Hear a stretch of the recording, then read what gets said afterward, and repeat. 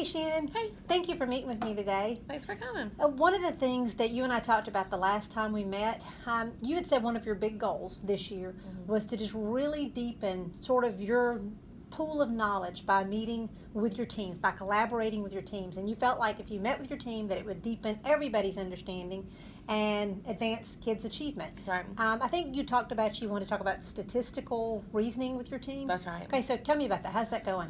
Okay, well, it's going really well.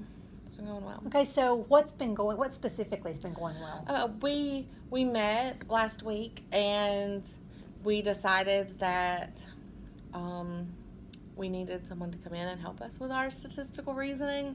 So we had an expert come in and they gave us some lessons and some tips that we could use in our instruction of statistics, and that really I think is going to help. So when you guys decided initially that statistical reasoning was where you wanted to go, what data source led you down that path?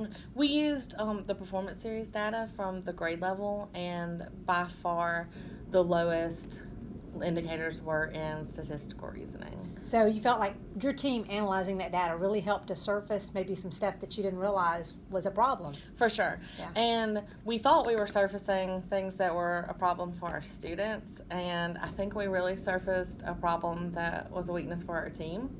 And when we really got to discussing it, I think that our content knowledge on statistical reasoning was not where it should be, and so that's where the decision to get somebody to come in really happened. That's where that decision was based. So looking forward, what data source do you think will tell you that y'all are meeting that goal, that you're moving closer to meeting the goal for statistical reasoning for your kids? Well, we'll definitely use assessment data from those activities that we're going to adapt a little bit and then use in our classroom, and we'll use the assessment data from then. But then, the performance series data, we'll also use it to see if we've made any gains. So y'all already have sort of a common formative assessment that you can use. We're going to. Okay. Yeah.